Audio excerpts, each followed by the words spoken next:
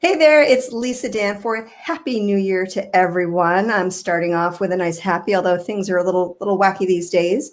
But am so excited to have you join us. I have Christine Golden from Golden Consulting here. She's going to be sharing all about events, virtual events, shifting, and all of that. She's going to be talking about how to adapt your events and your business for the future.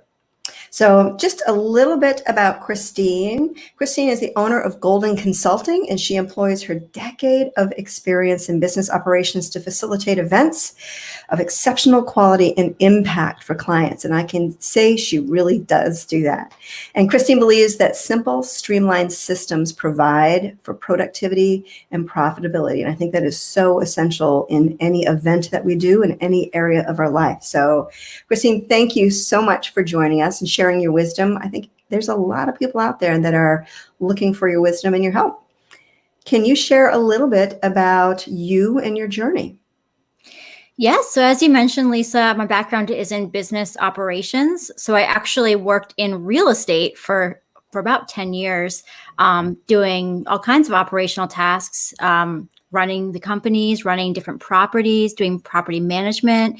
I did marketing, I did bookkeeping, all kinds of administration of the office you can imagine. So I learned through that experience how to stay organized, how to stay on top of things, how to be responsible, how to respond quickly to people, all of those really basic skills that make you really accountable and dependable to your clients.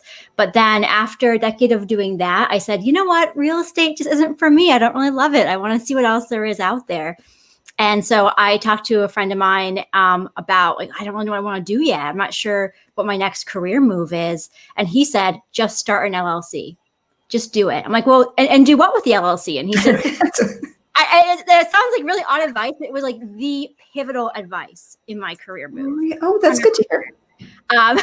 And so I started this company, and he says, just start the company and see what intrigues you, and just kind of go from there. And even if you do nothing and just sit on your hands for a year, it'll look like you did something. Right. But of course, I'm not the kind of person where I can just start something and not finish it. So I started this company, and I actually started off with my company doing operations management for hire. So offered my services as an operations manager to nonprofits, small businesses, people who needed operational assistance on a part-time basis, but didn't want to hire a full-time operations manager. But then about 6 months into that, events found me. And it honestly was not something I intended to do. It really chose me.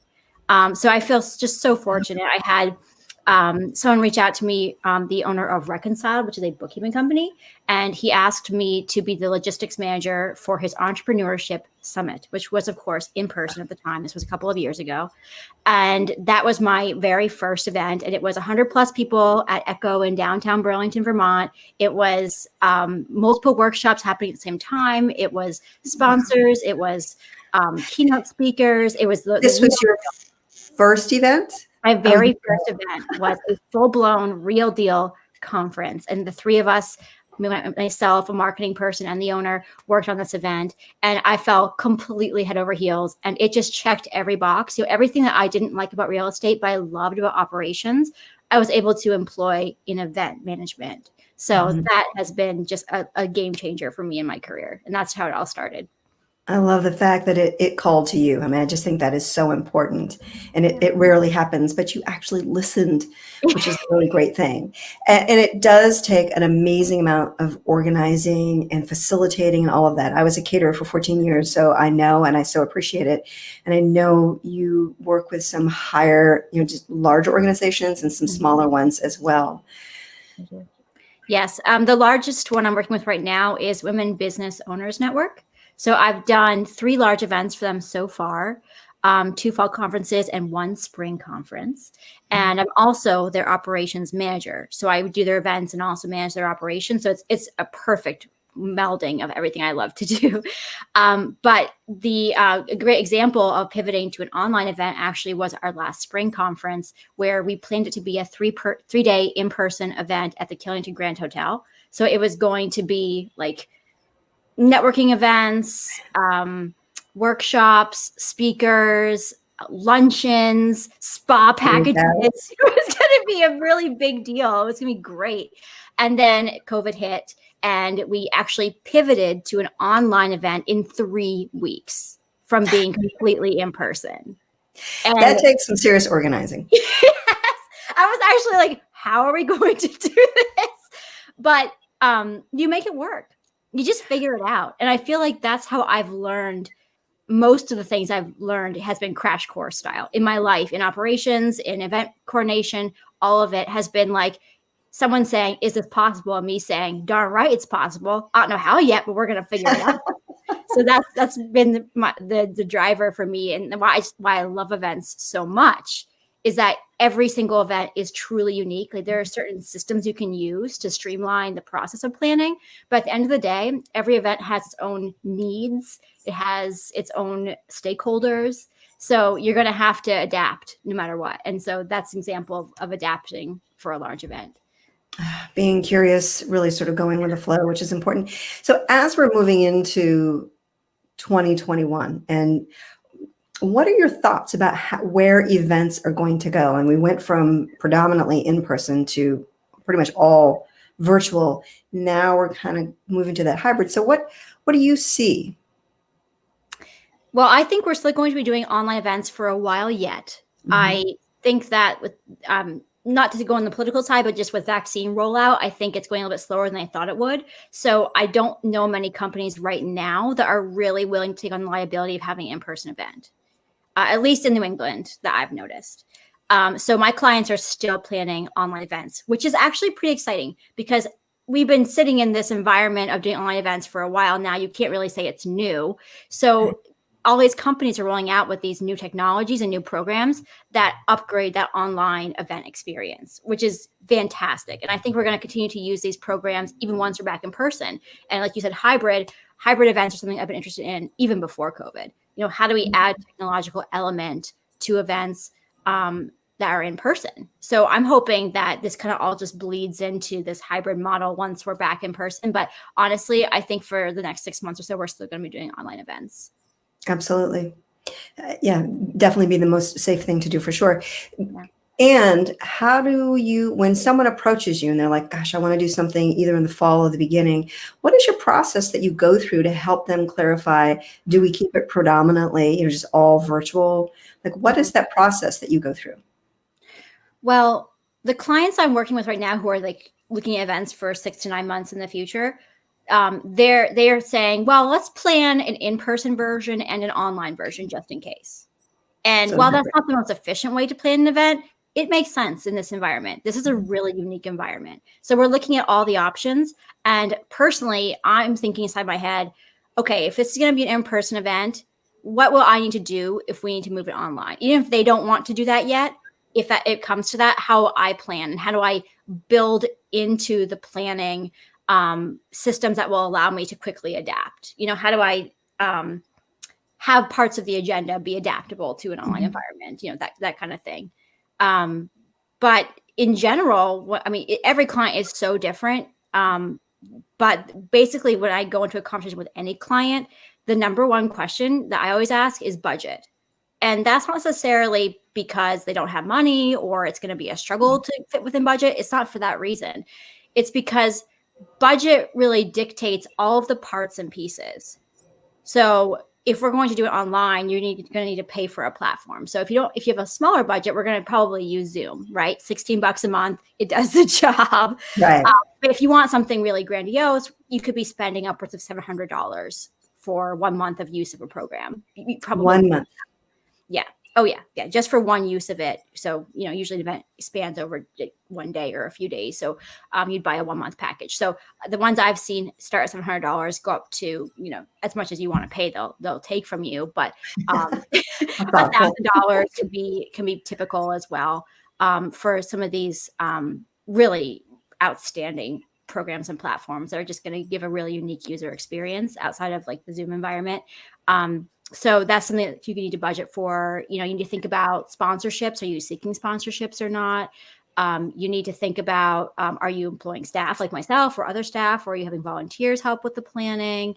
Are you doing like a silent auction are you doing how are you doing registration? Are you using Eventbrite? Are you using Zoom to drive registrations? There's so many different parts and pieces, and everyone has a dollar amount attached to it. So that's why I really go in saying, okay, let's talk about budget first, and then we'll talk about what is realistic and what your big dreams are and how we can make those happen. So what I'm really hearing you say is that when someone wants to look at, I want to do an event, do I do it virtual? Do I plan out a little bit further so that hopefully we can do it in person? Really, the first thing is, what do you want it about? What is it going to be for? But also really looking at the budget so that that actually helps determine and guide the choices of where it's going.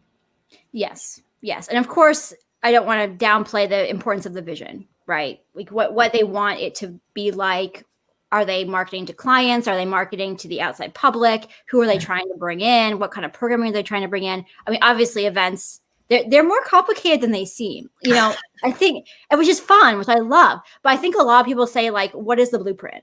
What is the blueprint for planning an event? And honestly, I don't think I have one. I think that I have a general structure of how to approach the conversation to begin with, but you really get led and meandered down this road of like, what's possible, what's not possible. It's bumper cars of like going off the rails and figuring out what's feasible and what is going to have the highest impact and be worth the money and the marketing you want to do. So I think that you have to, for me, my methodology is to be structured in how I approach planning, but to be flexible with the customer themselves.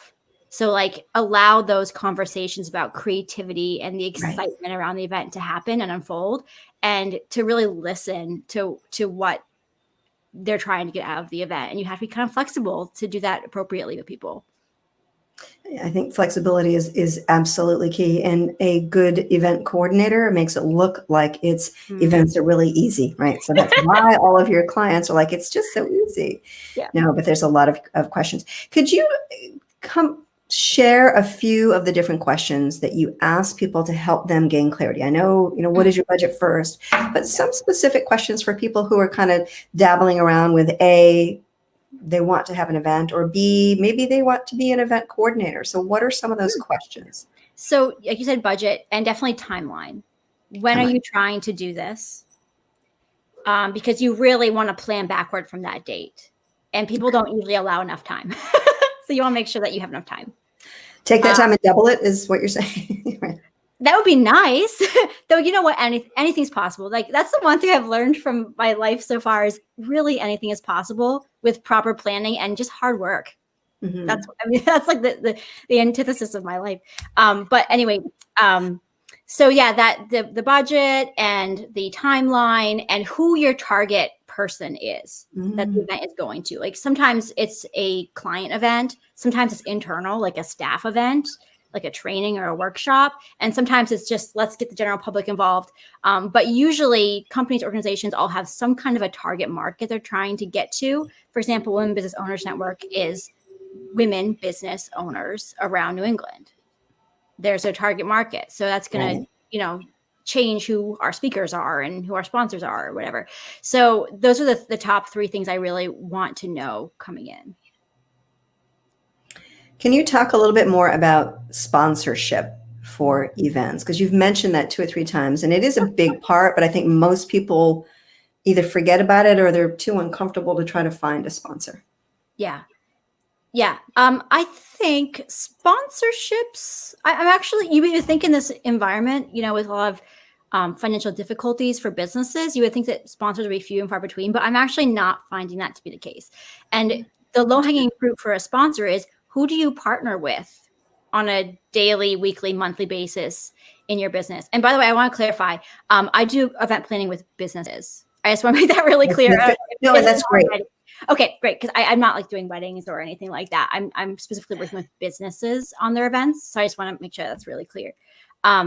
So yeah, the sponsorships can come from people that you partner with. So for example, for the Reconciled event I spoke about that happened 2 years ago, they partner with Intuit quite often. It's someone they work with very often. So they just called up and said, do you want to sponsor this event? This is what it's all about. And they were completely on board, happy to sponsor. So it's actually not the cold call ask that you might think it is. You really should be looking at who are the businesses that can benefit from having exposure to these clients that I'm attracting to this event? And you'll find that it's most often an easy yes. And is that something that you help facilitate, or is that just something that they take offline? Yeah, I'm happy to. I'm happy to help facilitate that. And facilitating that can mean like coming up with the proposal. So what are the levels of sponsorship available? What are the benefits of each level? Drafting that, reaching out to them personally. I never have any problem cold calling. I mean, it's not cold calling for the business, but it's me cold calling them. I don't know them yet. Always happy to do that. But oftentimes you want to have the person reaching out to a sponsor be someone that has a prior relationship with them in some way, which it seems really obvious, but someone who's just talked to them before, or, has a connection there. That's usually the best way, but I'm happy to facilitate in whatever way is necessary. And that's something that I do with all my clients, is say, well, what is my level of involvement here? Because sometimes they have a committee helping to plan, or they have staff helping to plan. And I don't come in assuming I'm doing all the work from top to bottom the whole time.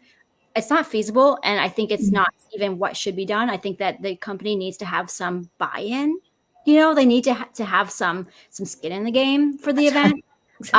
So yeah, they would be responsible for some of the vision, or at least so far that's what I've found. I haven't found a company yet that has said, here's the keys to the kingdom. Here's all of our accounts, all of our connections, make it happen. I haven't had that happen yet. Now, if it did, we'll cross that bridge when we get to it. But so far it's been a real collaboration with my clients. And so it's always figuring out how can I best contribute while also keeping the budget for my services down? Like if it's something that they can do and put time into and not me, I'm happy to assist them with that, so that, they're not paying me more than they really have to. So just a side note on that. I love what you're saying about it. It is important to find a person who's an expert in this field, so that they can guide you, so that if you're looking to do this event, whether virtual, in person, or that hybrid, that someone who can guide you and really show you and ask the questions. Yes. I love that you said that, because that's exactly what I do, is I cross the T's, dot the I's, and say, what have we not thought of yet? And I do think that is the benefit of working with someone, not just a planner, but with someone with an outside view of anything, of any project, is that they're like, wait a minute, how are you going to send out goodie bags to 5,000 people? Let's talk about this. It's like a lot of ideas come up in these conversations. And it's not that I'm ever saying no. I'm never saying no. It's more saying, okay, what are the steps that we need to take to actually make this happen, and to be a little bit critical on the front end of that process. Curiosity is the word that's popping into my head. Is always be curious and come at things from different angles. And what you bring to the table is curiosity and clarity, so that you can really determine what is necessary and what's just going to be too difficult to do. And I just, again, having that expert to even ask you that question, those different questions of saying, okay, this is a necessity, this is not. Yep. And being able to move forward. Yep. Right. Absolutely.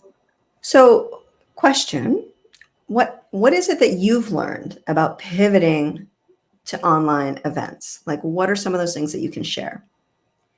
Well, the first thing I've learned, I mentioned before, is anything is possible. I am now completely convinced of that. And I think the greatest takeaway is to, like you said, to be curious and to try to find the program that really fits the need. And I've also learned that technology has come farther than we thought it had. Things are adapting very quickly. Things like Zoom. I say Zoom because I use Zoom so often, because many of my clients want like a lower budget option. So we use Zoom for a lot of different kinds of events. An amazing array of events can be done on Zoom. Now, are there better options if you have more money? Sure. But it does the job in many cases. So that's something I'm taking with me, that like our technology is developing so quickly to adapt to this environment, and anything that you can think of, you probably can figure out a way to do. So that's something I want to take actually into in-person events as well. Like now we have this technology available to us. Let's use it when we're back in person too. Like, how can we maximize the impact of these events? Does that answer your question? Absolutely. You're just moving forward. What is it that you learned with it as we move forward to the future of what it is that we really need to focus on? What are the opportunities? And I agree with you that I think Zoom is great and it affords a lot of flexibility until you can get to that next level. Yeah, I agree. What are some other resources that you utilize that you can share with the audience? Mm-hmm.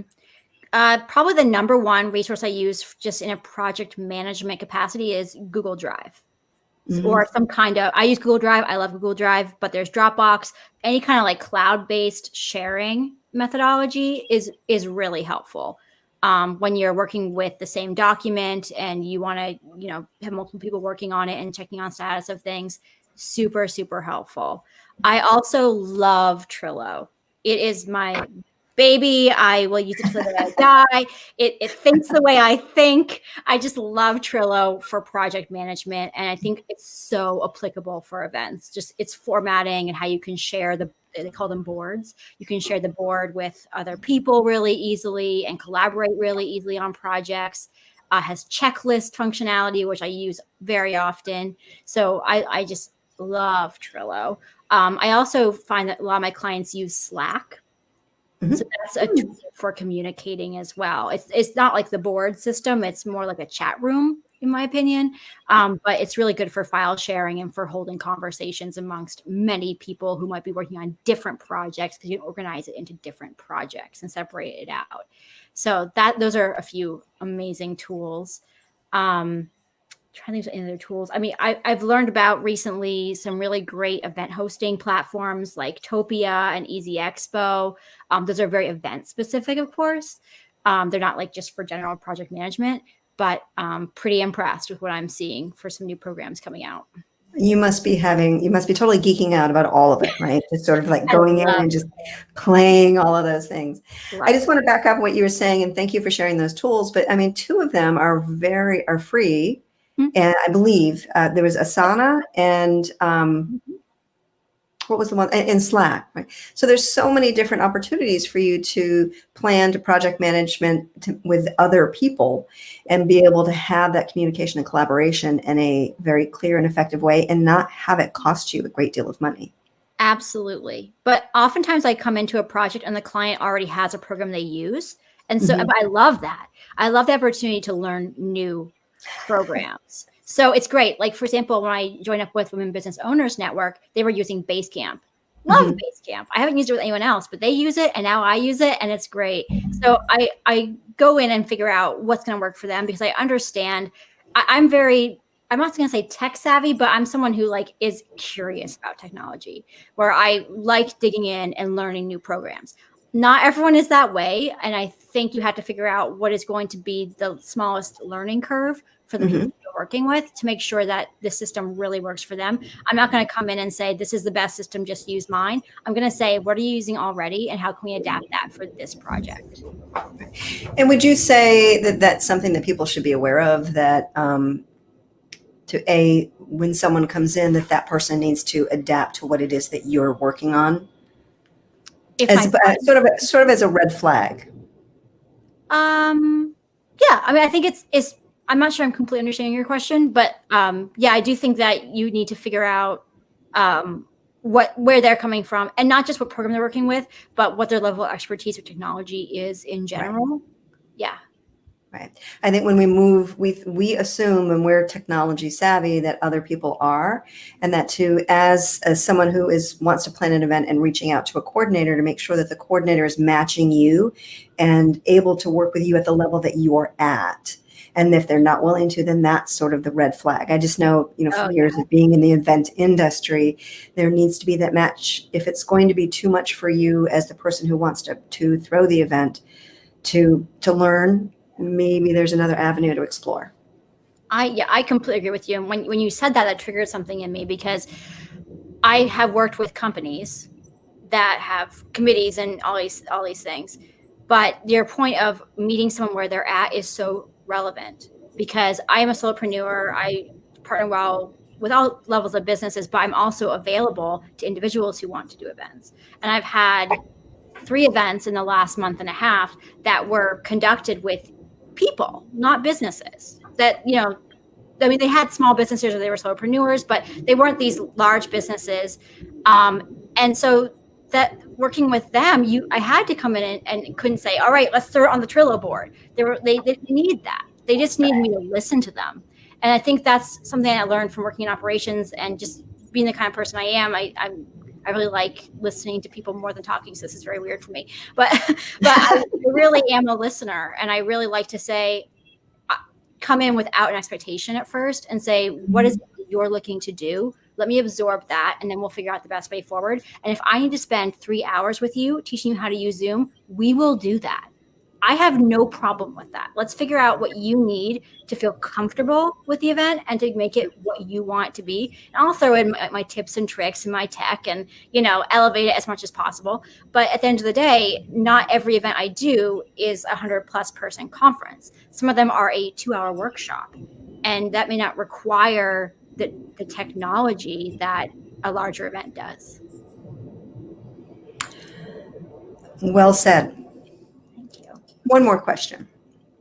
Well, I've got a couple more, but really, who are some people who have been pivotal in your career and your life of getting you to this point? All of the pushers. All the people. Now, that's a surprise. All of the people who just pushed and pulled on me and took me completely out of my comfort zone. It has taken me, 20 years of my career to finally be like, all right, these are people I want in my life. Yes, this is a good thing. I'm being brought out of my comfort zone, and to be comfortable being brought out of my comfort zone is a new development for me. A necessary one, but it's new. There have been many times where I've been like, oh, I don't want to learn a new thing. You can't make me. You can't make me. I'm already so, we all go through this, right? Like, I'm already so busy. I'm already so stressed. I already have so much on my plate. You're really going to push me out of my comfort zone right now. But yes, and every time someone did, I initially, had my issues internally. I would never externally, of course, put that on somebody else. Have my own little tantrum inside. And then after a couple of days of that, I'm like, all right, wow, I've learned something new. I never would have if someone hadn't pushed me. So all those people along the way who just really got on my nerves, thank you. There's always a lesson, isn't there? Always. Yes. And what I really heard you say, for those who are pushers, I don't want to be pushed. What I heard Christine say was surround yourself with people who will stretch you and set higher expectations for you to look at and look towards. I like to call that my Fab Five when I talk to people. We all need at least Fab Five people around us that help hold our vision up, help actually bring our vision up. And that's what I really heard and probably helped you get organized to the level that you are at. I mean, you are impeccable at that in that area. Thank you. And I have to admit, Lisa, you're one of those people. Not for me yet, because we don't work together yet. But I can see you're one of those people who elevates others. So I really appreciate that about you. Thank you. I appreciate that. I have fun, and I've learned over the years, and we can all have amazing friends, right? But they may not challenge us to always be thinking bigger. And I think when we're planning these events, when our business is pivoting, we have a pandemic thrown at us, it's very easy for us to go, oh, right? And go, I don't know what to do. Wow. But we need to surround ourselves with people who say, you can do this. Let's step forward and let's find an expert for you to work with so that we can expand your business, so that your business can pivot to where it needs to be and work with someone like you. Absolutely. Yeah. I agree wholeheartedly. Mm-hmm. Right. I have a question. We've got Ray on the line. Ray, do you have some questions? Whoops. Do you want to jump on? Well, I'm just noticing. Mario, so Sarah said, is the best meeting for the moment. Have you seen Remo for large events? Have you seen Remo? I have not seen Remo yet, but I will now. Right okay, after. There you go. Thank you, Sarah. Thank you. I appreciate that. Sarah does all sorts of stuff as well. And I'm going to go to Ray right now. We'll bop back to some of the other questions. All right, Ray, we're going to bring you in. Hello. How are you? Hello. Well, this has been great. Thanks to both of you for having this conversation today. My first question is with all of these virtual platforms that are going on right now, and Remo and all the different kinds of software that's out there now.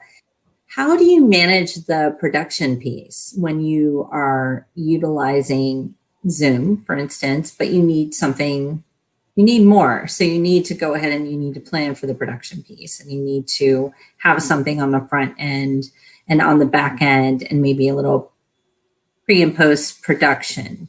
So are you hiring an outside production company? Is this something, how are you managing that? Well, my first instinct would not just be to throw money at it, actually. Usually if you're trying out a new platform, they will give you support. So once you pay for the license to use it, they will provide some free support. And I say, use that first. Do all the classes you can on it, do all the demos, ask all the questions. There's usually someone who's willing to do that with you. But also I have a partner who's in New York, not partner in my company, but someone I partner with when I need to, who specializes in that next level tech production and can also come in and help with that. Someone who has like more understanding of coding aspects of things and, the nitty gritty of it. Though I say I can get pretty far. I can get pretty far. You can. Tenacity works with some well. elbow grease, you can get pretty far. I'm sure. And then just one more quick question. I think for people that have been, put in this position, that worked at the events and entertainment industry, that were laid off earlier in the year. I mean, there's thousands of people who are in this industry that are not working right now. How would you suggest that they practice some of these? It's fine to be on the front end of a platform, but to learn the back end of a platform, if you're not working on it or you're not spending the time putting together a program, how are you going to learn this? Well, I would kind of question. You can only do so many demos, right? So I agree. You're tasked with something. So I didn't know if you had any experience with that. Yeah, there's only so much you can learn without actually using it for a real purpose. I completely agree with you. Well, I guess my question would be like, why do you want to learn it before you actually need it? Is it so that you are, ready to go once the companies are hiring again and you're back in the seat, you have something to offer that's really unique? Because I would actually say that demos can teach you a fair amount. Opening a free account and playing with it is definitely worth doing. But I think I would kind of I'm going to kind of ask you a question. What is your motivation for wanting to learn these platforms yourself? My motivation would be for someone who does on-site events and has done that my entire career.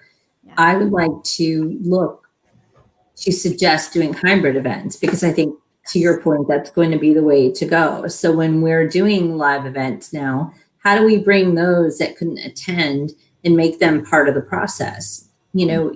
Sure, you can dress up a Zoom, but at some point, I feel like you're going to need a little more. So that was my thought behind the question. Yep, I 100% agree with you. I say if you have a comprehensive market analysis under your belt, you are going to be really valuable for this future market. And I don't think you need to be an expert in every program to be able to give a pretty good idea to clients of what it does. Because I think they're very user-friendly. There's an intuitive model to programming now that I think we haven't seen in past decades. So I would say this is I'm not an expert in every single nook and cranny of every single program. I figure stuff out on the fly a lot. And I think that's okay. And I think if you have a general understanding of like the cost, the benefits, the downsides of programs, read some reviews, then you've done some pretty good market research that is going to make you very necessary as we move forward. Okay, great. Marius wants to ask a question. Ray, I'd love to leave you up here because you do have expertise in this field. Do you mind? Marius posted a question. Do you know any system which automates the payment of tickets to event and to the delivery of Zoom's meeting link? Please. Yes, Eventbrite does that. Oh, yeah. So Eventbrite does that really well because you can customize the confirmation and reminder emails that go out to people who register. So you can include in that the Zoom link. I do that very often, and it's so cheap. Eventbrite is so cheap. They do take some fees on the tickets though. And then if you do registration through Zoom, it can actually create its own registration page. You just create a meeting and check the box that says registration required.